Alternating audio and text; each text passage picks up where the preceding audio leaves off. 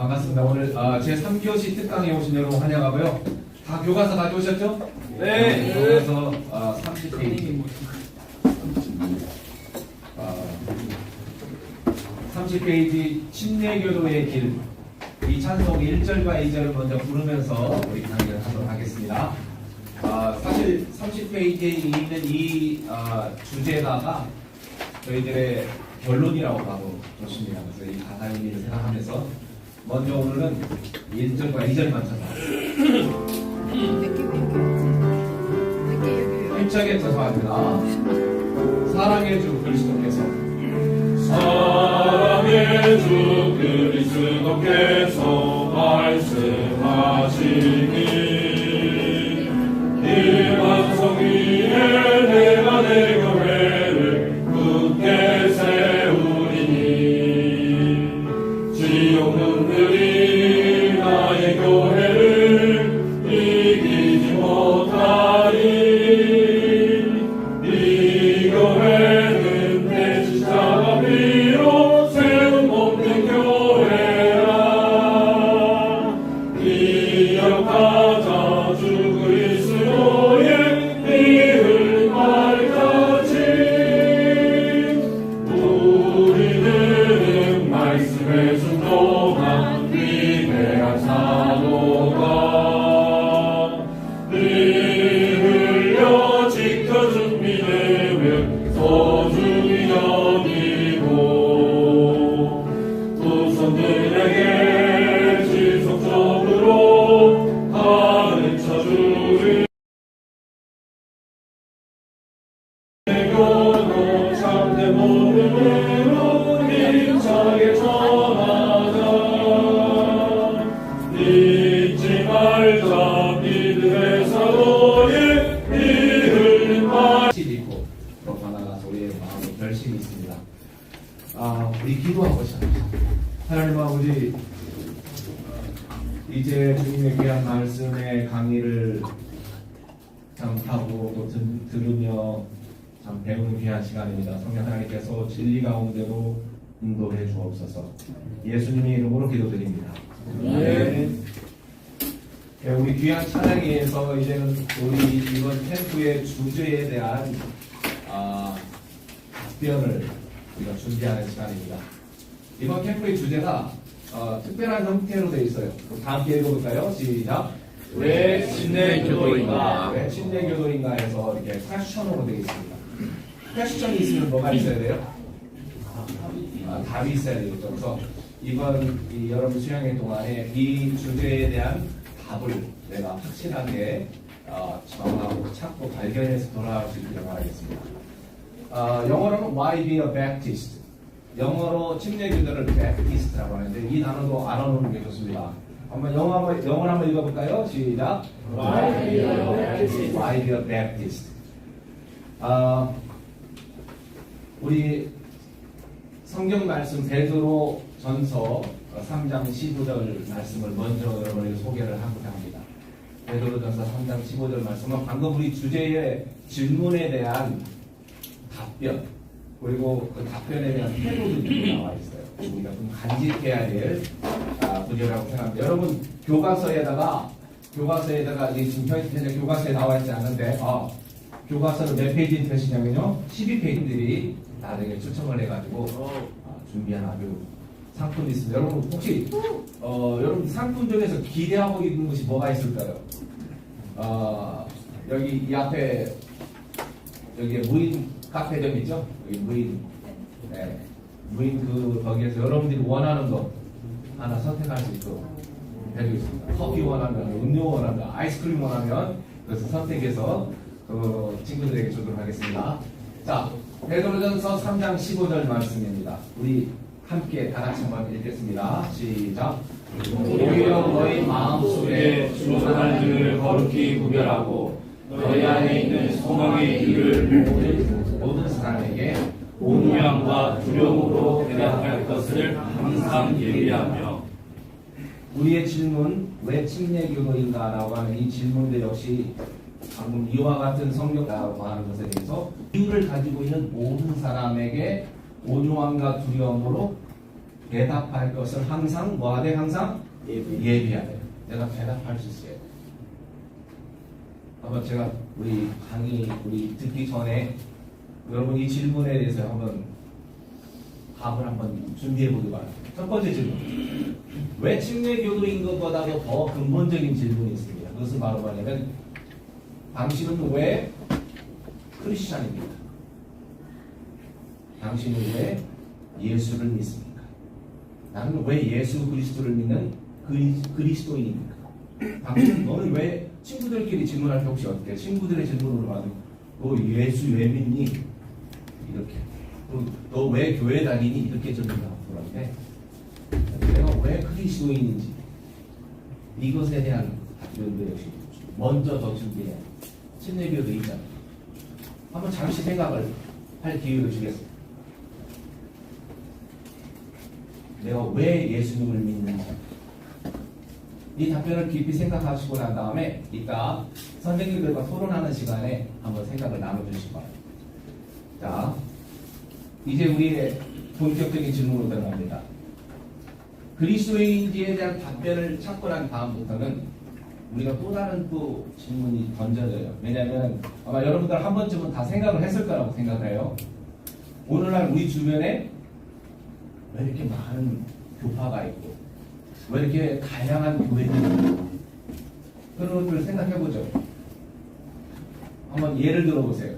우리 주변에 있는 교회라고 하는 타이틀을 가지고 있는 어떤 그룹들 맨 먼저 떠오르는 장로교, 장로교가 우리나라의 대세 개혁교 중에 하나죠. 또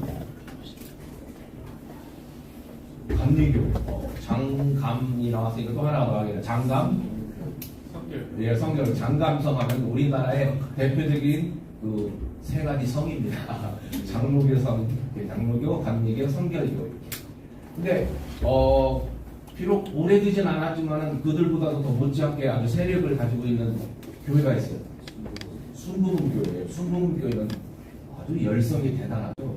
열성이 대단해가지고 아니 교세가 큽니다. 순복음교회가 또 그들보다 훨씬 더 오래된 교회.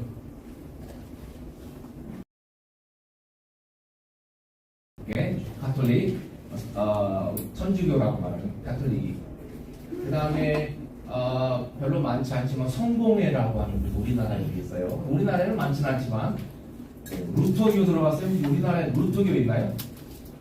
루터교는 루터란 해가지고 있어요. 근데 아주 적죠. 침례교회는 어느 정도 될 줄 알겠어. 개혁교회 중에서 순위를 뽑는다면 침례교회는 지금 언급된 이 교회들 중에서 한 탑 5에 들어가는 것 같습니다. 마지막 5에 장로교, 감리교, 성결교, 순복음교회, 그 다음에 침례교회. 침례교회는 예전에는 우리나라에는 그렇게 교세가 크지 않았지만 이제 점점 장로교회에 계신 신학자들이 미국으로 건너가서 신학을 공부하면서 침례교회에 대해서 알게 돼요. 여러분 알다시피 침례교회는 미국에서는 가장 큰 교회 중에 하나가 침례교회. 장로교회랑 감리교, 성결교는 비교가 안 될 정도로. 그래서 미국에 건너가서 신학을 공부하면서 침례교회의 이 진리를 배우고 와서 돌아와서 침례교회들이 상당히 커졌고 인식 자체가 아주 건전한 교회다, 성경적인 교회다라고 하는 그런 인식이 되어 있습니다. 자, 한번 이렇게 살펴봤는데 그렇다면은 이 많은 다양한 교회 중에서 나는 왜 침례교도인가? 나는 왜 침례교회인가? 침례교회에 다닙니다. 한번 우리 이 오늘 주제를 떠올리게 했던 우리 누구예요? 우리 자꾸 이름이 거론돼서 미안한데 한번 이 주제를 한번 해주세요 했는데 답을 듣기 전에 한번 자신이 나는 왜 침례교회에 다니는가? 나는 왜 침례교도인가? 그냥 편안하게 답변해보세요. 하세요. 갑자기 어쩔 수 있죠? 내가 답 한번 해볼게요. 우리 아버지가 침례교회 목사님이에요. 나는 침례교회 가정에서 태어났기 때문에 침례교회 다닙니다. 정말 복된 가정, 정말 축복받는 가정. 제일 중요한 거. 또 강주는요. 왜 침례교회요? 내가 처음 접한 교회가 침례교회에서 어떻게 접하게 됐어요? 선생님을 통해서 다른 분의 인도를 통해서 내가 침례교회를 소개받고 왔는데 그 교회가 바로 침례교회. 그러니까 여러분들이 침례교 가정에서 태어난 복스러운 그런 축복이 있는가 하면은 또 가장 좋은 친구를 만나서 침례교회 인도받아서 침례교회 다니고 있습니다. 둘 다 아름답고 좋아요. 그런데 그보다 더 근본적인 이제는 진리를 알고 시작해요. 내가 이제 가정에 의해서 또 친구 관계에 의해서 침례교회에 다녔지만은 이제는 와이비어 베프티스트라는 교회 침례교회 훨씬 더 정체성을 물어보는 그런 질문이 되겠습니다. 그래서 침례교회는 언제 시작되고 어떻게 시작되고 또 무엇이 다른가 이걸 알 수 있어야 되겠죠? 침례교회는 어떻게 다른가 또 언제 어떻게 시작되는가 우리가 이번 강의를 통해서 배울 수 있기를 바라겠습니다. 그리고 무엇보다도 침례교회는 하나님께서 기뻐하시는 교회인가 하나님께서 정말 기뻐하시는 교회이겠구나 아니면 조금 다르게 생각할 수도 있겠습니다. 그래서 먼저 우리 교과서를 들어가기 전에 제가 역사와 교리 중심으로 함께 살펴보겠는데 그걸 들어가기 전에 먼저 스피리트 침례교회들이 가지고 있는 정체성의 정신을 먼저 함께 나누려고 합니다. 여러분 침례교회의 정신이 뭐라고 생각하세요? 이거 무조건 아셔야 됩니다. 다 같이 읽어보겠습니다. 시작. 성경 오직 성경만이 우리의 믿음과 실천의 유일하고 완전한 법이다. 이건 성경 창세기 3장 17절에 나온 말씀이 아닙니다. 이것은 성경 전체를 봤을 때 우리의 믿음을 딱 요약한 표현이라고 말할 수 있습니다. 그래서 여러분들 거의 완벽한 표현이라고 봐도 괜찮겠습니다. 성경에 대한 우리의 믿음을 표현한 이게 침례교회들의 정신이에요. 적어야 되겠죠? 적으세요. 교과서에다 적으세요. 우리 다시 한번 읽겠습니다. 이걸 한번 깊이 생각할 필요가 있어요. 침례교도들의 정신. 우리 아까 믿음의 조상들에 대한 찬송도 했었는데 믿음의 조상들로부터 시작해서 지금 현재 나까지 전에 내려온 이 침례교회가 어떤 정신을 가지고 있었길래 이렇게 우리에게 전수되었는가. 다 함께 다시 한번 표현해 보겠습니다. 시작. 성경 오직 성경만이 우리의 믿음과 실천의 유일하고 완전한 법이다. 한 단어가 너무 아주 진리가 꽉 차 있습니다. Only a Bible. 오직 성경만이 다른 어떤 신학자의 주석이나 견해 이런 것들도 아니고 그것도 아주 중요한 책들이에요. 그러나 그보다도 훨씬 더 권위 있는 오직 성경만이 두 가지. 나의 믿음과 우리의 믿음, 우리의 믿음의 교리와 또 하나는 실천입니다. 여러분 실천이 없는 교리는 죽은 거예요. 삶이 없는 교리는 죽은 거예요. 위선이죠. 네, 그래서 우리의 믿음과 실천, 삶의 유일한 법이에요. 그러면서도 유일하면서도 또 하나 뭐죠? 완전한 법. 성경 하나가 있으면 내가 하나님의 사람으로서 완전하고 완전한 그리스도의 삶을 살 수 있다. 이 정신을 잘 기억하시기 바랍니다. 그런 의미에서 한 번만 다시 읽겠습니다. 시작. 성경 오직 성경만이 우리의 믿음과 실천의 유일하고 완전한 법이다. 마음에 간직할 수 있길 바라고요. 침례교대들이 늘 참 어떤 것에 대해서 말을 할 때 생각하는 말이 성경이 뭐라고 말하고 있느냐. 우리가 때때로 어떤 주제에 대해서 특정한 것에 대해서 논쟁이나 토론을 할 때가 있잖아요. 그럴 때 성경이 뭐라고 말하고 있느냐. 주기도문을 해야 됩니까? 안 해야 됩니까? 사도신경 해야 됩니까? 안 해야 됩니까? 예를 들면 이런 것들이 있을 때 성경이 뭐라고 말하고 있느냐. 이게 우리 침례교들의 정신입니다. 뭐가 아니라 어떤 규모라든지 세력이라든지 전통이라든지 인간의 경험이라든지 인간의 철학이라든지 이런 것들이 아니라 근데 우리는 자칫하면 어떤 세력의 약해질 수가 있어요. 침례교회 조그만한데 천주교회, 캐톨릭 어마어마한데 이들이 어마어마한 집단이 이 사람들이 주장하는 것이 더 파워가 있지 않느냐. 우리 인간적인 생각들은 그래요. 그러나 성경대로 말한다면 그렇지가 않습니다. 그래서 그런 사람들의 경험, 전통이 있죠. 쭉 전통이 있습니다. 유대교의 전통이 있고 이런 전통보다도 중요한 것은 성경입니다. 그래서 강의는 침례교회에 이렇게 지금 1강에서는 이렇게 자리를 잡고 있습니다.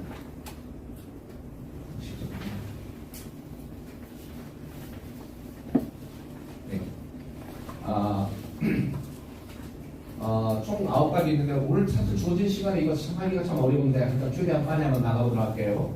첫 번째로는 핵심적인 말이죠. 빨간 줄로 되어 있는 것이 핵심적이겠습니다. 1번은 침례교회의 시작과 영속성. 시작입니다. 침례교회가 언제 시작됐느냐? 바로 말이죠. 제일 중요하겠죠? 시작. 두 번째는 시작된 침례교회가 어떻게 됐어요? 성장합니다. 폭발적으로 성장해요.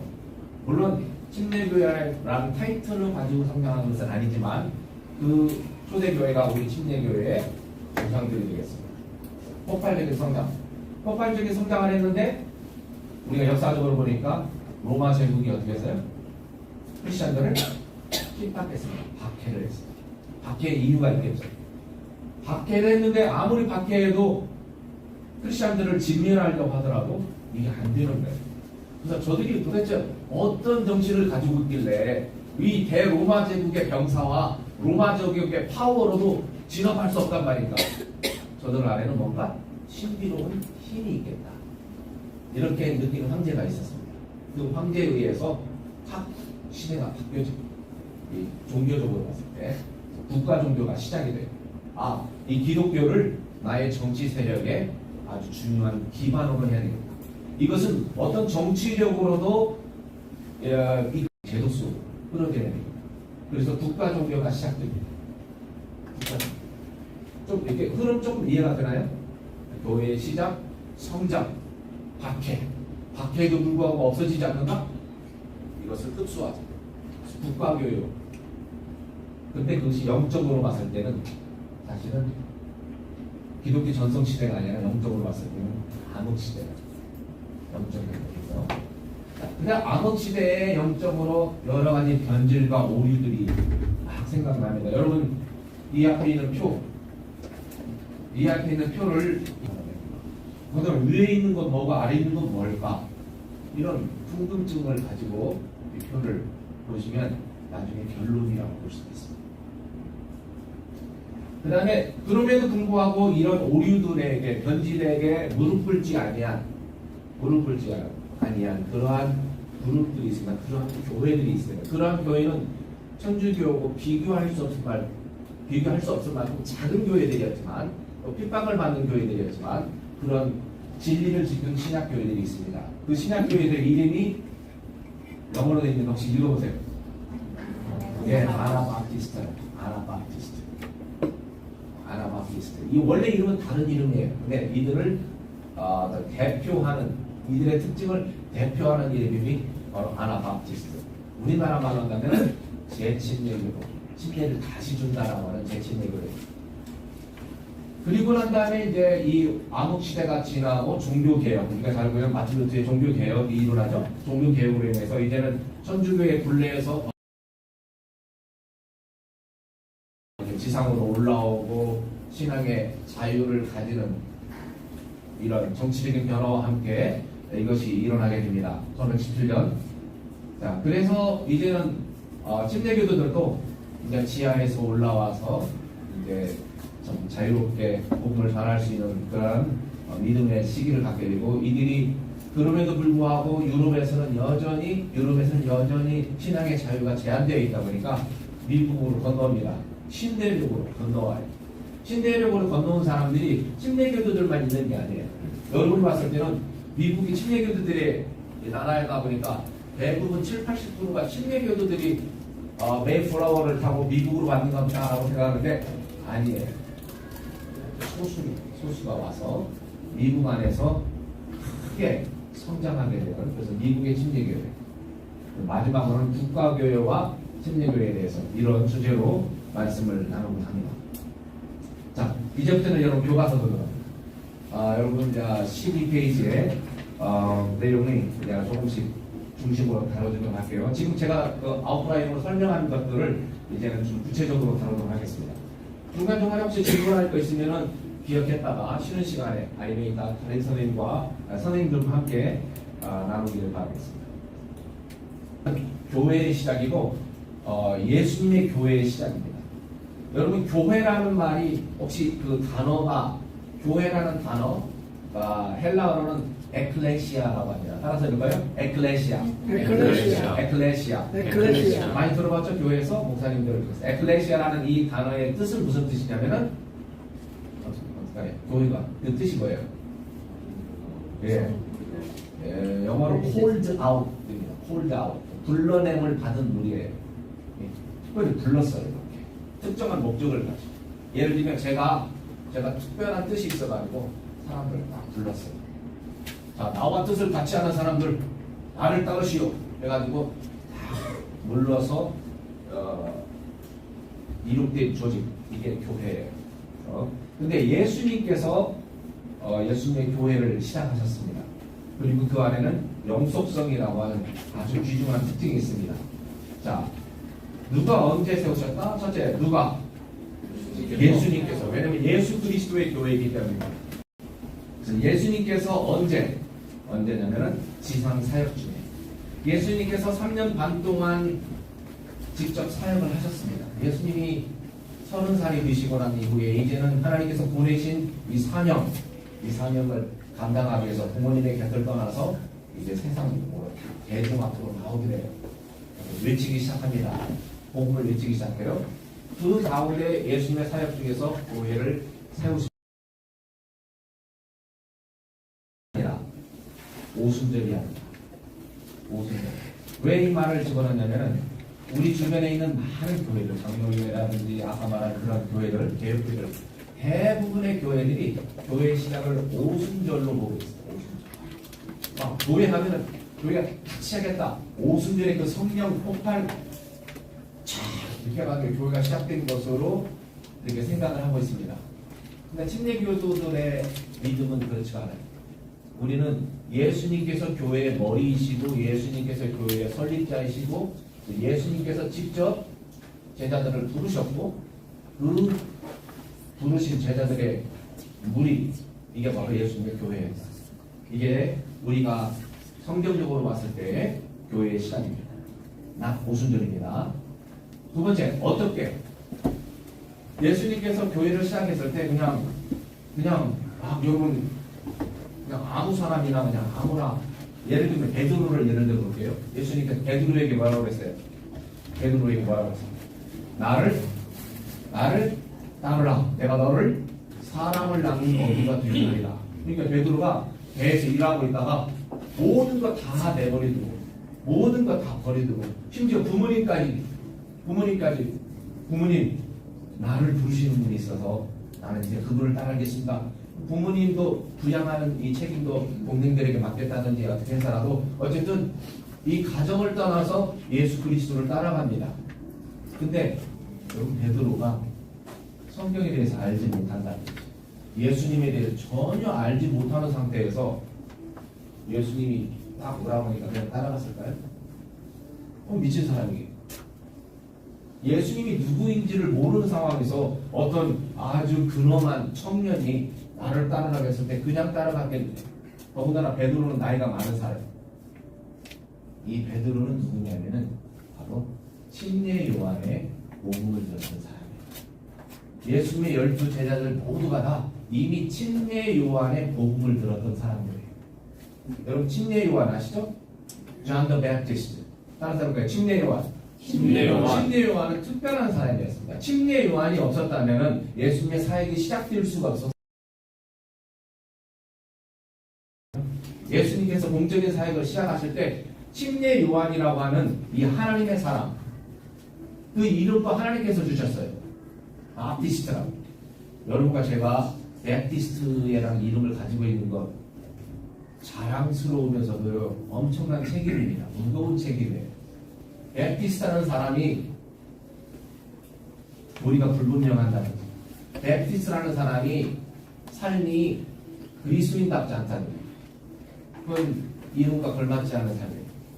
이 베프티스가 얼마나 중요한 이름인지 하나님께서 요한이라고 하는 이 사람을 먼저 예수님보다 6개월 전에 태어나게 하셨고 그에게 사명을 주셨는데 이름도 주셨어요. 침례자 요한이라고 침례자라고 합니다. 베프티스트 하나님께서 주셨어요. 그래서 이 침례 요한이 하나님께서 부여받은 사명을 감당합니다. 침례 요한의 사명은 뭐냐면 백성들을 예비하는 사람. 예비. 다른 사람과 백성을 예비. 사람들을 예비합니다. 준비합니다. 누구를 위한 사람이냐면 메시아, 예수 그리스도. 6개월 차이니까 하나님의 그리스도 메시아, 하나님의 아들을 위한 사람들, 무리들을 미리 준비했어요. 어떻게 준비했느냐? 그는 하나님의 대언자였고 사람들에게 선포했습니다. 그는 태어날 때부터 여러분처럼 화려한 집에서 맛있는 거 먹고 자라지 않았어요. 침례 요한은 어디서 어떻게 생활했죠? 어디서 뭘 먹고 생활했어요?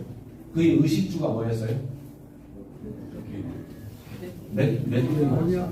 메뚜기 또 꿀. 메뚜기와 꿀. 그럼 메뚜기와 꿀 좋아해요? 꿀은 좋죠. 메뚜기 아주 고단백 식품이라고 합니다. 자, 메뚜기와 꿀을 먹고 어디 살았어요? 광야에서 살았어요. 광야에서 사막에서 살았어요. 그 다음에 옷은 이렇게 멋진 옷 입었나요? 옷은 어떠시오?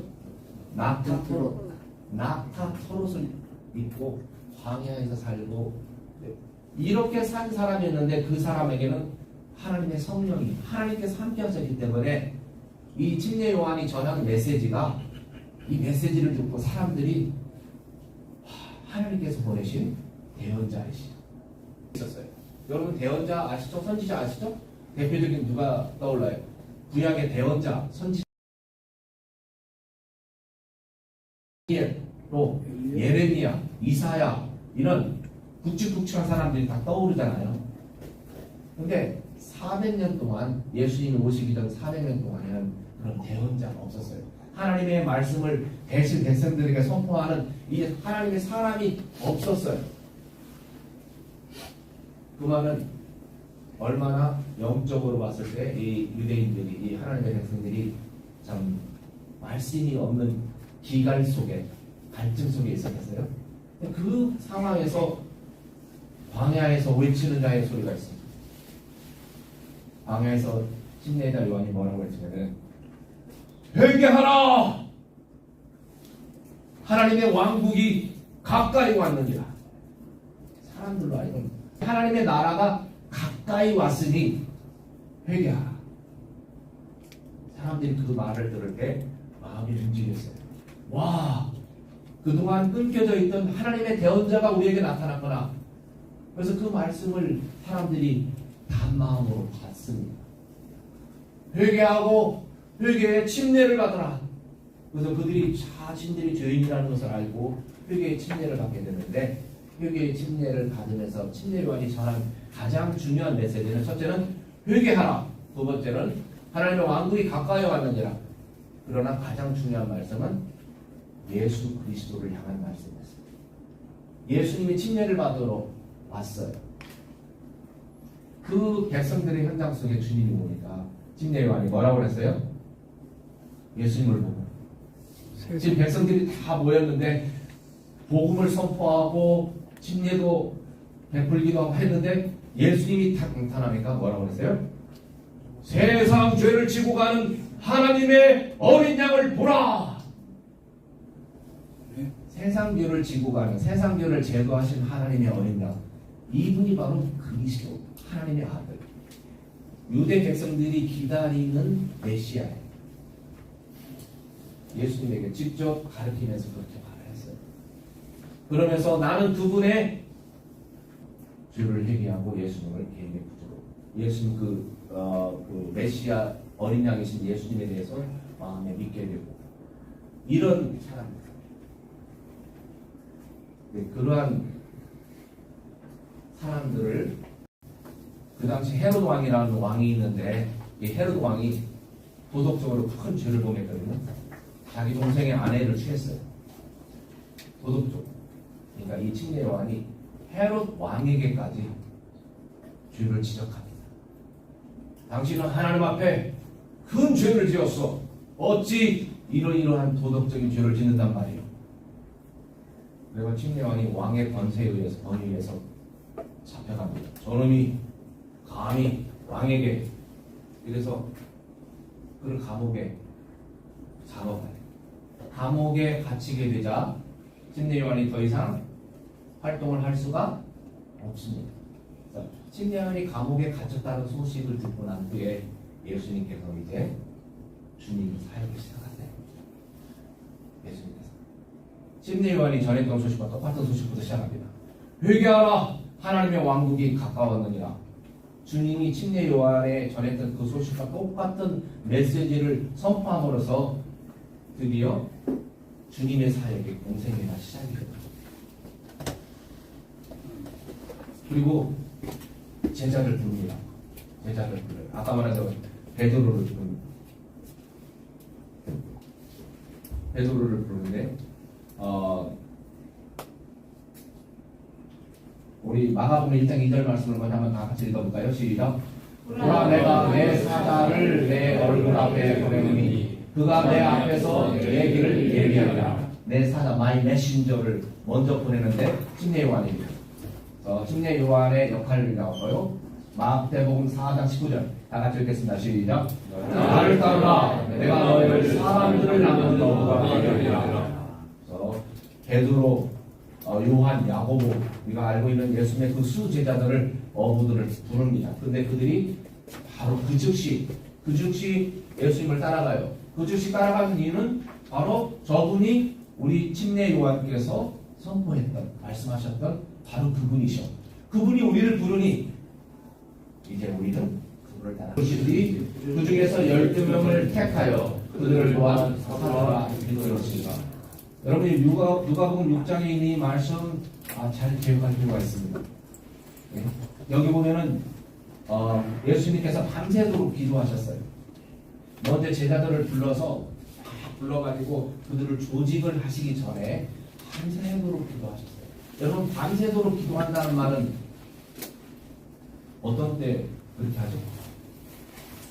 뭔가 앞에 아주 엄청난 의미의 그 다음날에 행한 일이 있기 때문에 예수님 밤새도록 기도하시고 난 다음에 그 다음날 날이 밝음에 제자들을 딱 산으로 부르셨어요. 예수님의 제자들을 산으로. 이 예수님의 제자들이 12명이 아닙니다. 이 예수님의 제자들이 12명이 아니고 몇 명인지 알 수 없어요. 아주 많아요.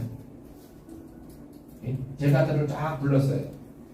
제자들을 부르신 뒤에 그 다음에 그들 중에서 적어도 70명 이상은 될 거예요. 왜냐하면 예수님께서 70명을 둘씩 복음 전도하러 보냈다는 내용이 누가복음에 나오거든요. 70명을 두 명씩 해가지고 복음 전하러 가라. 그러니까 적어도 70명 이상의 제자들이 있었는데 80명 넘어요. 12제자까지 합쳐지고 그 중에서 12명을 예수님이 따로 불러서 이들을 사도라, 12사도라라고 하는 특별한 그런 임무와 직분을 주십니다.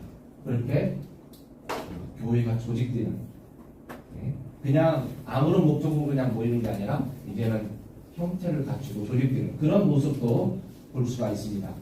그래서 지금 설명하려고 하는 것은 이 교회가 언제 시작되냐면 바로 예수님께서 이와 같이 사역 중에 교회가 시작했다. 이것을 구체적으로 설명을 해봤습니다. 조금 이해가 됐나요? 제가 설명 많이 했는지 모르겠네요. 자, 주님이 공적인 사역 중에 언제가 아니라 오순절이 아니라. 그럼 오순절은 어떤 의미가 있을까요? 오순절은 뭐냐면 이 부분 예수님께서 우리 마태복음 16장 18절 말씀 다 같이 읽어볼까요? 시작.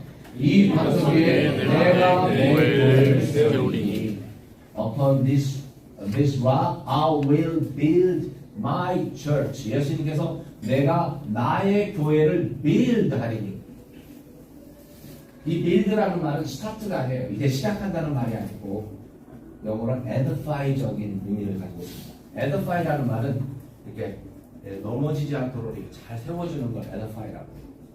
이런 목사님과 교사들을 교회에 세우는 이유는 성도들을 세우기 위함이나 이런 말씀이죠. edify라고 해요. 이미 예수님의 교회가 이미 조직되어 있었고 이 조직되어 있는 이 예수님의 교회가 잘 세워지도록 하기 위해서 세워지게 하겠다 이런 뜻입니다. 자, 여기서 어파비스 와학이라는 말은 주는 그리스도시요 살아계신 하나님의 아들이십니다라고 하는 이 베드로의 고백에 따라서 예수님 자신을 말씀하고 있습니다. 자, 이게 예수님이 세우셨다는 내용과 그 다음에 사도행전 1장 8절 말씀입니다. 이게 오순절 날의 오순절의 의미입니다. 다 같이 읽겠습니다. 시작. 오직 성령님께서 너희에게 오신 뒤에 너희가 권능을 받고 예루살렘과 온 유대와 사마리아와 땅의 끝 지역까지 이르러 나를 위한 증인들이 되리라. 예수님께서 바로 제자들을 막 그냥 승천하시고 난 다음에 바로 사역을 보내는 게 아니라 기다리라고. 예수님께서 사명을 주셔서 온 세상에 나가서 복음을 전파하라고 하는 딱 사명을 주시고 그들이 예수님이 승천하시고 나자 올리브산에서 내려와가지고 바로 세상으로 나가지 않았어요. 왜냐하면 예수님이 기다리라고 했어요. 뭐를 기다리냐? 성령 하나님을 기다리라.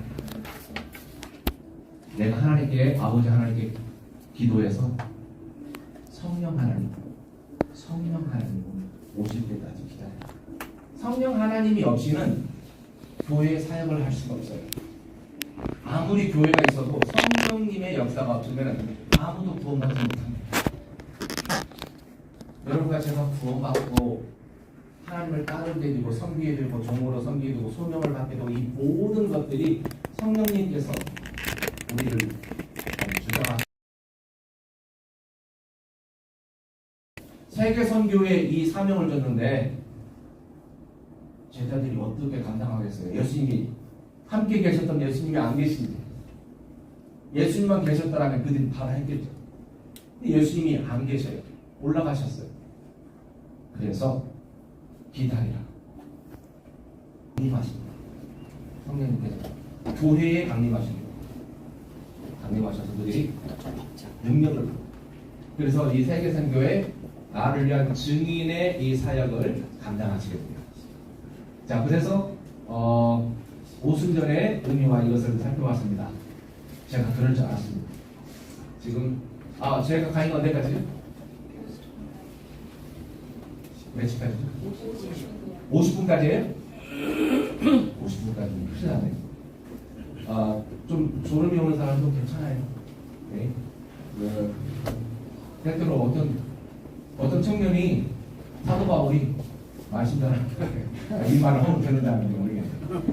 사도 바울이 말씀을 아주 열심히 전했어요. 얼마나 말씀이 좋았는지 성도들이 밤새도록 전했어요. 밤새도록 전했는데 어떤 청년이 창문에 걸터 앉아서 말씀을 듣고 있는데 말씀을 듣다가 이해가 잘 안 돼가지고 졸았어요. 졸다가 어떤 일이 일어났어요? 졸다가 창문 밖으로 떨어졌어요. 사도행전 읽어보니까 떨어져서 어떻게 됐어요? 죽었어요.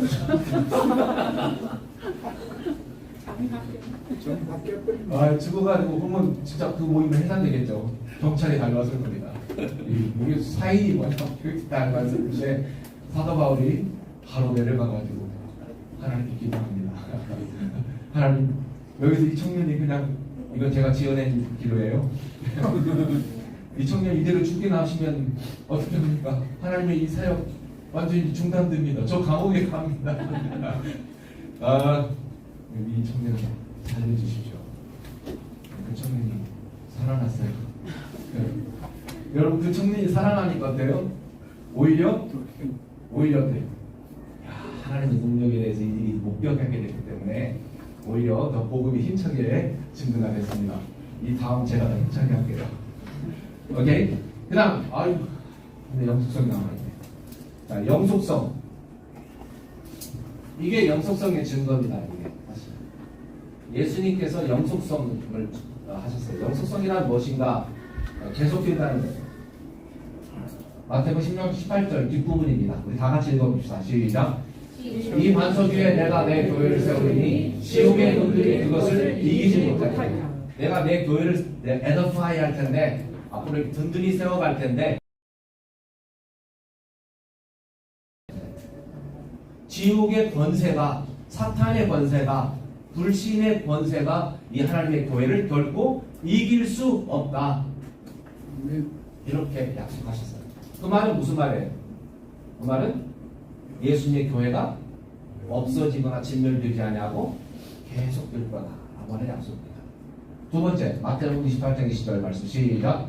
무엇이든지 내가 너에게 명령한 모든 것을 그들에게 가르쳐 지키게 하라. 보라, 내가 세상 끝까지 항상 너희와 함께 있느니라 하시니라. 세상 끝까지 내가 너희와 함께. 예수님의 신약 교회와 신약 성경적인 이 교회와 주님이 끝까지. 세 번째, 에베소서 3장 21절입니다. 시작. 곧 그들께 영광이 그리스도 예수님을 통해 교회 안에서 모든 시대에 걸쳐 끝없는 세상에 걸쳐 근세 시대에 걸쳐 현대 시대에 걸쳐 모든 시대에 걸쳐 끝없는 세상까지 앞으로 우리 주님께서 다시 오실 때까지 교회 안에서 그리스도를 통해 영광이 있기로 합니다. 이게 주님의 약속입니다. 그래서 영속성, 우리 침례교도들은 이 성경 말씀을 믿어요. 그래서 교회는 없어지지 않냐고 영속됩니다. 그 말은 무슨 말이냐면은 우리 주변에 아까 말한 대로 많은 교회들이 있다고 했잖아요. 천주교라고 하는 이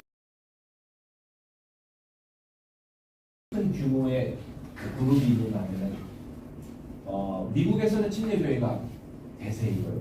한국에서는 장로교회, 감리교회, 성결교회, 수목교회 이런 교회들이 있는데 이런 많은 교회들이 있는데 어느 교회가 주님의 교회입니다. 이런 생각을 할 수가 있습니다. 침례교회도 역시 그 주님의 잣대 위에 점검돼야 됩니다. 어느 교회가 주님의 교회. 영숙성을 약속하셨습니다. 혹시 여러분 가운데 화장실을 갔다 올 사람이 있으면 조용히 갔다 오셔도 돼요. 시간이 짧아서 그냥 제가 하겠습니다.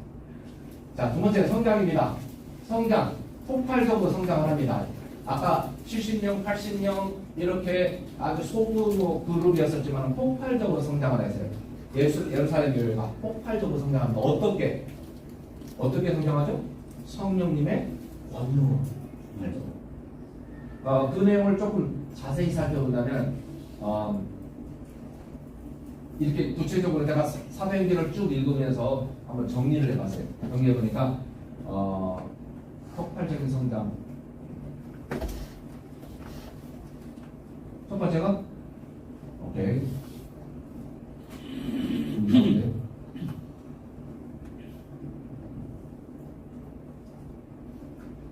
오케이.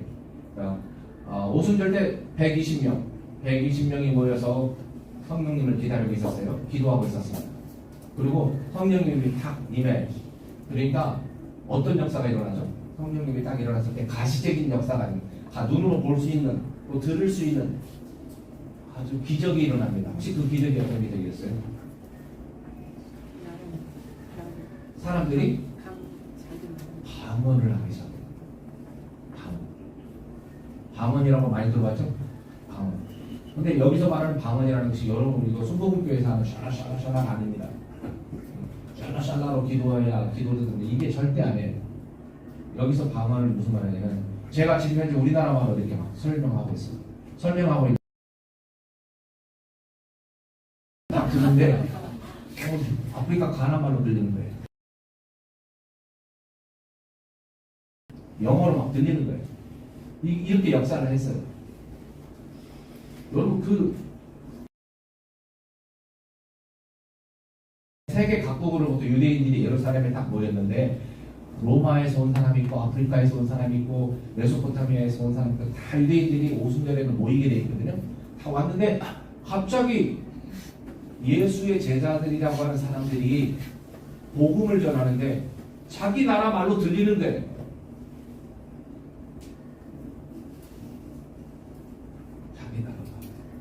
이 역사를 실질적으로 목격을 했습니다.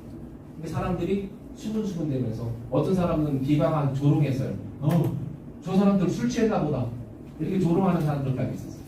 그때 베드로가 딱 일어나서 우리에게 지금 일어난 이 기적과 이 사건은 그냥 우연히 있는 것이 아니고 우리가 술 취한 것도 아니고 이것은 이미 성경 말씀 하나님의 말씀 요엘서에 이러이러하리라라고 기록되어 있는데 그 말씀이 오늘날 성취되었노라. 그러면서 예수 그리스도의 복음을 딱 설명합니다. 유대인들에게 너희가 십자가에 못 박은 그리스도 예수 나사렛 예수 그분이 바로 하나님의 아들이시오 메시아이다. 너희가 그를 십자가에 못 박혔느니라 라고 그들의 죄를 생각나게 합니다. 여러분 죄가 생각나지 않으면 죄인인 걸 모르고 구원받지 못해요. 좋은 말만 해가지고 구원받지 못해요. 그래서 딱 말하니까 듣는 사람들이 다 자기들대로 말로 듣는 거예요. 그러면서 그 사람들이 마음에 찔립니다. 우리 하나님 앞에 큰 죄인입니다. 그래서 그날 그들이 예수 그리스도 우리가 십자가에 못 박은 예수 그리스도가 바로 우리의 하나님께서 보내주신 그리스도 구원자 메시아이셨구나. 회개하고 주님을 믿고 그 증거로 내가 믿음의 증거로 침례를 받습니다. 나는 예수님께서 나의 죄를 위해서 죽으시고 묻히셨다가 부활하신 나의 구주이십니다. My Savior, My Lord. 나의 주님이시요 나의 구주이십니다. 라는 믿음의 고백을 침례로 드려요. 그날 구원받은 사람이 몇 명이에요? 3,000명. 한 번에 3,000명. 와. 성령님의 역사였어요. 성령님께서 그들의 마음을 움직이셨어요. 폭발적이죠? 여러분 120명에서 3,000명. 그러면서 사도행전 2장에 보면 날마다 교회에 영혼들이 더해집니다. 그들이 집으로 돌아다니면서 복음을 전해요. 그 다음에 여기 5,000명이에요. 성전에서 안진뱅이를 베드로가 보고 이 성전에서 안진뱅이가 늘 성전에서 앉아서 예배 오는 사람들한테 구걸을 했어요. 이게 누군지 알아요. 저 사람이 누군지 알아요. 근데 그 안진뱅이가 베드로와 요한이 성전에 올라갔을 때 구걸을 합니다. 구걸을 하니까 베드로가 딱 보니까 하나님께서 이 사람을 통해서 역사하셨더라고요. 마음에 감동이 있었어요. 그래가지고 너에게는 금과 은은 없지만 내가 너에게 주노니 나사렛 예수의 이름으로 일어나 걸으라. 그 순간 이 사람이 발목에 힘이 붙어가지고 그가 일어나서 뛰면서 걸으면서 기뻐하는 이 기적이 많은 유대인들이 보는 이 성전 앞에서 이루어집니다. 여러분 이런 기적만큼 확실한 기적은 없겠죠. 여러분 있을 수가 있을 텐데 여러분 제가 오늘 한번 기적 한번 행해볼까요? 예수님의 이름으로 제가 한번 기적 행하면 나도 믿겠습니다 할 거예요. 근데 지금은 하나님께서 그렇게 역사를 안 하세요. 지금은 기적을 하는 게 아니고 말씀을 진리를 바르게 전할 때 그 진리를 듣고 그 진리를 받아들이는 거예요. 어쨌든 그 상황에서는 그 당시에 아직 성경도 완성되지 않은 상황이었고 그야말로 사도들을 향한 하나님의 성령님의 기적으로만이 이게 증거가 되는 사이였어요. 시대였어요. 그러니까 그 모습을 본 사람들이 믿지 않을 수가 없었죠. 저 베드로, 저 사람, 저 나사렛 사람 아니야? 어투가 보니까 저 경상도 사투리 하는 거 보니까 나사렛 사람이네. 미안해. 전화 들어갈게요. 왜냐면 그 사람들이 나사렛 사람이라는 걸 아직 알았대요. 갈릴리 사람이라는 걸 알았대요. 그 말은 얼굴이 어떻게 이렇게 능력을 행하지? 그리고 그 능력으로 저 안진뱅이 우리가 보고 그동안에 매주 봤던 저 안진뱅이가 일어나서 걸었어. 이보다 더 확실한 증거가 어디 있단 말인가? 이보다 더 확실한 증거가 어디 있단 말인가? 사람들이 베드로의 이 기적을 통해서 베드로가 그냥 기적으로 끝난 게 아니고 복음을 전해요. 역시 예수님에 대한 복음을 전해요. 예수 그리스도에 대한 복음을 전할 때 사람들이 역시 회개하고 침례를 받고 그래서 5,000명이 더해졌어요. 5,000명. 여러분 5,000명인데 어떤 5,000명이에요? 남자들의 수만. 남자들은 어린이도 포함 안 됐을 거예요. 그리고 여러분이 지금 청년들은 남자죠. 여기 어른. 그 중에서도 남자들만 5,000명이었으니 이게 뭐 여자들의 믿음이 더 좋죠. 여성들도 역시 예루살렘 교회가 120명에서 시작했는데 오순절날 사건 이후로 한 5만 명까지 학자들은 이렇게 통계를 추측합니다. 여기 여성의 숫자 생각하고 어린이 숫자 생각하면서 2만 5천 명에서 5만 명까지 그냥 폭발적인 성장을 하게 돼요. 교회. 더 많이 더해지고요. 날마다 성경과 집에서 가르쳤고 그 다음에 7 집사들을 세웁니다. 이 감당하기 위해서. 제자들의 수가 크게 늘어났으며 제자들에게 큰 무리도 있다. 이게 바로 폭발적인 성장과 배가였습니다. 흩어졌어요. 핍박에 의해서 흩어졌는데 그들이 흩어진 성도들이 그러니까 교회가 폭발적으로 증가하니까 유대교 지도자들이 이대로 놔뒀다가는 안 되겠다. 이대로 놔뒀다가는 안 되겠다. 저들의 하는 일이 심상치가 않다. 우리 유대교가 완전히 저들에 의해서 우리나라가 이제는 완전히 우리 유대교가 설 자리를 잃어버리겠구나. 이대로 저 이단, 예수, 이단 그들을 따르는 이 세력들을 그대로 내줘서는 안 되겠다 해서 아주 강하게 핍박을 했습니다. 강하게 핍박을 하는데 그 핍박에 아주 전투 대장 역할을 하는 사람이 있었어요. 청년이었어요. 그 청년의 이름이 누구죠? 사울이었어요. 사울이라는 청년이 정의감을 가르쳤어요. 유대교의 다리쟁이였습니다. 유대교의 골수분자였어요. 저 예수쟁이들 율법도 지키지 않고 자기가 하나님의 아들이라고 하는 저 무리들을 따르는 저 무리들 이걸 놔뒀어요. 유대 종교 지도자의 명을 받아서 또 로마 정부의 어떤 정부적인 권한을 받아서 예루살렘 교회 이 수만 명 되는 교회를 흩어버리고 그 사람들을 잡아봐요. 감옥에 집어 죽이기도 하고 그 증인이 바로 여러분 유명한 사도 바울. 나중에 사도 바울이 되죠. 사도 바울이 원래 이름이 사울이었습니다. 청년 사울.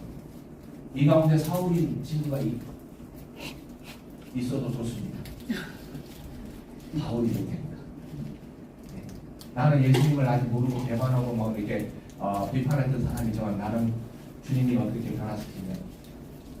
그래서 뭐라고요? 그 다음에 이제 예루살렘 그 5만 명 이 사람들이 흩어져요. 사도들만 빼고 흩어집니다. 흩어져가지고 그들이 믿음을 잃어버리는 게 아니에요. 나는 신기했어요. 성경을 읽어보면서 왜 이들이 믿음을 안 잃어버리지? 믿음 갖자마자 얼마 안 돼서 그냥 핍박당해가지고 다 추방당하고 자기 나라로 돌아간다 이렇게 되거든요. 그러면 믿음을 잃어버릴 만도 한데 지금 뭐 성경 공부한 지 1년도 안 된 거 안 되죠. 근데 이들이 믿음을 잃어버리지 않고 이들이 각 처소에 돌아와서 복음을 전합니다. 복음을 전하는데 누구에게 복음을 전하냐면 유대인들에게 전해요. 각 지역에 있는 유대인들에게 찾아가서 형제요, 내가 오순절 우리 바로 우리의 메시아였어.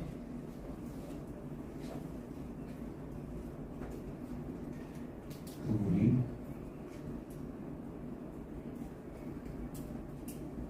우리가 기다리는 메시아였어. 유대인들에게 전하요. 근데 성령님께서 역사를 하세요. 그래서 유대인들이 많이 주님께로 돌아옵니다. 많이 돌아와요. 그리고 이제 그 떠난 사람들 중에 어떤 사람들이 드디어 안디옥이라는 곳에 가가지고 안디옥 교회라고 많이 들어봤죠? 안디옥에 가가지고 이방인들에게도 복음을 전해요. 이방인들. 여러분 이방인 씨를 따르고 있는 여러분 참 하나님이신 하나님을 여러분 참 예수 그리스도 그분은 사람이신 하나님이셨습니다. 여러분 귀가 있어도 듣지 못하고 입이 있어도 말하지 못하는 이 우상들을 버리고 참 참되고 살아계신 하나님에게로 돌아오신 것. 여러분들이 돌아올 수 있는 길은 바로 우리 주 예수 그리스도이십니다. 우리 주 예수 그리스도께서 여러분들의 죄를 위해서, 나의 죄를 위해서 대신 피 흘려 속죄를 이루시고 영원한 희생제물을 이루셨습니다. 이제 누구든지 예수 그리스도를 자신의 구원자로 믿는 자는 구원받고 하나님의 자녀가 됩니다. 이 소식을 이방인들에게 전했어요. 근데 놀라운 것은요, 그 소식을 들은 우상 숭배자였던 이방인들이 그 소식을 흩어진 성도들의 소식을 듣고 마음이 움직이고, 아, 우리가 지금까지 헛되게 믿었던 이런 우상들을 버리고 이제 참되고 살아계신 온 세상을 창조하신 참 하나님이신 그분 예수 그리스도를 통해서 우리가 알게 됩니다. 그분을 섬겨야 해가지고 이방인들이 이렇게 복음을 받아들이기 시작했어요. 그 교회가 바로 안디옥 교회. 이 안디옥 교회는 그래서 유대인들에게 전했던 복음 그 중에서 전 세계 예수님께서 말씀하셨던 세상 끝까지 복음을 전파하라고 하는 이 사명을 감당하는 본부가 안디옥교회, 선교사를 파송하는 본부가 안디옥교회 기억해 주세요. 오늘은 책 2까지만 할게요. 오늘 세아까지 해야 됩니다. 못하면 제가 여러분 교회로 돌아가시면 제가 온라인으로 하겠습니다. 사도 바울의 순교와 바울의 선교 사이인데요. 여러분 사도들 여러분 성경을 읽어보면 예수님께서 12사도 제자들을 그렇게 3년 반 동안이나 기적을 보여주시고 교훈하시고 설교하시고 쭉 했는데 그들이 일이 없어요. 사도입니다. 베드로 빼놓고 야고보 빼놓고 그 다음에 요한, 여러분 잘 알고 요한은 요한 계시록까지 썼으니까 살아남았죠? 그 다음에 바돌로메 어떻게 됐지? 나머지 제자들은 어떻게 됐지? 그런 구체적인 기록이 없어요. 성경에는. 근데 성경에는 기록이 없지만은 그들을 향한 역사적 기록은 있습니다. 그 예수님의 12 제자들, 야고보는 일찍이 야고보가 얘기했어요. 참수라고 하죠. 교회를 핍박하는 과정에서 이 야고보를 예수님께서 죽였거든요. 그리고 나머지 사람들은 어떻게 된다? 이들이 아프리카나 이렇게 로마 제국 속으로 다 들어가서 예수님의 말씀 사도 바울을 중심으로 기록되어 있기 때문에 기록되어 있는 것뿐이지 나머지 하나님께서 보존하셨고 하나님께서 부르셨던 하나님의 성도들과 제자들이 주님의 말씀에 그대로 순종을. 여러분 이거 눈에 혹시 좀 저 지도 알 수 있겠어요? 뭐가 보이죠 이거 혹시? 예. 플러스 5포인트 5점짜리입니다. 말해보세요. 나 이거 뭐가 보입니다? 손 들고. 나 지금 이 지도를 보니까 뭐가 보입니다. 여러분들이 감지할 수 있는. 지중해 보여요? 오, 맞아요. 이게 지중해. 이게 지중해예요. 지중해 보였어요. 또 이게 지중해라는 얘가 뭐예요? 이탈리아. 이거 자막 이탈리아 옆에 있는 좀 큰 얘는 뭐죠? 그리스입니다. 그리스. 그 다음에 이분은 뭐 이게 지중해. 여기는 어딜까요? 지금 터키 쪽입니다. 터키 쪽 쭉 와서 이게 뭐죠? 이게 시나이 반도죠. 시나이 반도. 여기 시나이 반도. 그 다음에 여기가 이제 사우디아라비아 쪽으로 내려가는 거예요. 지금 다 안 그려졌고요. 그 다음에 이쪽은 뭐예요? 이쪽. 아프리카 대륙. 아프리카 대륙 전체가 아니고 이 앞쪽 알렉산드리아에 있는 이쪽. 지금 이게 그 다음에 여기는 뭐예요? 그럼 여기가 어디죠? 지금의 스페인이죠? 스페인, 프랑스, 독일 쭉 가고 뭐 여기 뭐 여기가 어디예요? 영국. 영국 잉글랜드죠. 언제? 이게 지금 AD 117년이에요. AD 117년의 지도입니다. 로마 제국부터 로만 엠파이어.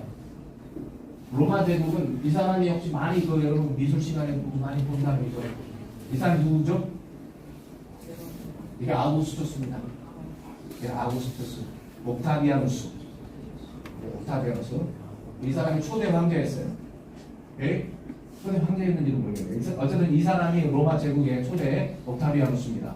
황제라는 이름이 아우구스투스가 황제라는 이름이에요. 예? BC 27년부터 AD 1453년이니까 여러분 로마 제국이 한 어느 정도 기간이 된가요? 1500년, 거의 1500년 동안 유럽의 역사, 소아시아의 역사가 로마 제국이었어요. 1500년 동안 상상할 수 있습니다. 이러한 시기에 바로 복음을 전했어요. 여러분 베드로 사도가 잉글랜드에 영국에 갔을까요? 안 갔을까요? 안 같습니다. 자, 예스노 퀘션입니다. 자, 나는 베드로 사도가 영국 웨일즈 지방에 갔다라고 생각한다.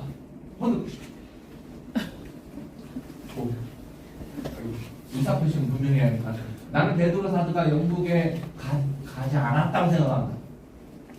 오케이. 내리세요. 저는 베드로 사도가 영국에 갔다. 예, 한 표를 던집니다. 반대할 사람 있어요? 제가 그것을 책에서 읽었어요. 그 책의 기록이 정확한지는 제가 점검을 할 수가 없습니다. 근데 놀랐어요.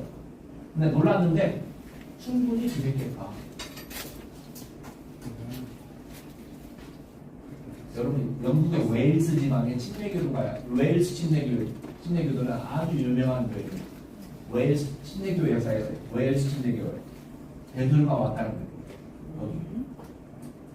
침례교 역사에서 중요한. 어쨌든 이게 로마 제국이었습니다. 이 로마 제국의 땅 끝까지 복음을 전파하는 사역을 예수님의 제자들과 신약교회 성도들이 감당했다는 것입니다.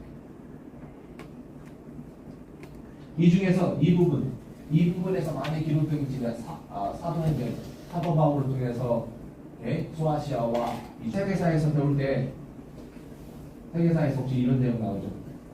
로마 제국이 분리됐다는 거 알고 계시나요? 동로마와 서로마 다 잊어버렸죠? 난 기억하고 있는데 동로마와 서로마 콘스탄티누스 황제 우리 잘 알고 있죠? 콘스탄티누스 황제가 수도를 로마에서 콘스탄티노플로 옮깁니다. 네? 근데 그게 분리는 아니에요. 분리는 395년에 동로마와 서로마가 분리됐는데 분리된 이유는 정치적인 이유입니다. 네? 여러분 로마 제국이 어때요? 너무 광활해가지고 도저히 이들을 통치하기가 어려우니까 그 황제가 자기 두 아들에게 분할시켰어요. 효율적으로 지배하기 위해서. 그때가 이제 395년. 그러다가 395년에 분리가 됐는데 AD 476년에 이 서로마가 멸망합니다. 누구에 의해서? 여러분 잘 알고 있는 누구예요? 게르만족. 게르만족이 혹시 오늘날에 어디예요? 독일이죠. 독일 사람들 아주 무섭게 생겼어요. 게르만족의 후예입니다. 이 게르만족에 의해서 서로마가 멸망당해서 475년에 76년에. 근데 서로마가 멸망당했다 가지고 그 로마가 독일이 됐다는 뜻은 아닙니다. 그 어떤 정치 체제가 무너졌어요. 황제가 무너졌지만, 근데 아이러니라기보다도 사실은 정치는 무너졌는데 이 정치적인 것을 대신해 가지고 서로마 제국을 붙잡았던 것이 바로 종교였습니다. 캐톨릭이라는 종교였어요. 이 캐톨릭의 역할이 정치를 뛰어넘습니다. 이 게르만족들은 약간 조금 싸울 줄만 알지 와가지고 백성들을 통치할 수 있는 능력이었었어요. 그런 지성도 없었고 능력이 없었어요. 그런 지성과 모든 것을 갖춘 사람들이 누구냐면 종교인들이었어요. 종교 지도자들이었어요. 캐톨릭이었어요. 그래서 오히려 서로마 쪽에서 캐톨릭이 발전해요. 서로마 쪽에서. 우리가 잘 알고 있는 교황이 있죠. 교황도 서로마에서 나오는 겁니다. 이 동로마에서 나오게 하네요. 왜냐하면 아까 말한 정치 세력은 무너졌지만은 오히려 종교가 서로마를 주장함으로써 오히려 더 튼튼하게 세력을 갖췄다는 것입니다. 반면에 동로마 콘스탄티노플 황제에 의해서 콘스탄티노플 수도를 옮기고 난 이후에 동로마는 1000년 동안 그 이후로 1000년 동안 아주 유럽 역사에 찬란한 역할을 합니다. 문화, 예술, 철학 모든 면에 있어서 비잔틴 문화에서 가지고 이 동로마는 아주 그때까지 1000년 이상 동안 존속하고 발전합니다. 종교적으로 여기는 어토닥스는 어디까지? 그리스 정교회입니다. 그리스 정교회. 오늘날에도 있나요? 오늘날 그리스 정교회 있어요? 어디에 있죠? 러시아. 예, 러시아, 이 동유럽 중에 전부 다 그리스 정교회예요. 캐톨릭입니다. 사실은 천주교회인데 약간 어떤 이 지배하는 구조 세력이 좀 다른데 그리스 정교회. 똑같아요. 어떤 그 교리적인 면 이런 면. 근데 1453년에 오스만 제국에 의해서 멸망하게 됩니다. 자, 이게 로마 제국인데 이 로마 제국의 이런 흥망성쇠와 더불어 정치적으로는 세상적으로는 이런 흥망성쇠가 있었지만은 교회적으로는 복음의 역사가 계속해서 주님의 말씀을 순종하는 사람들이 있었다.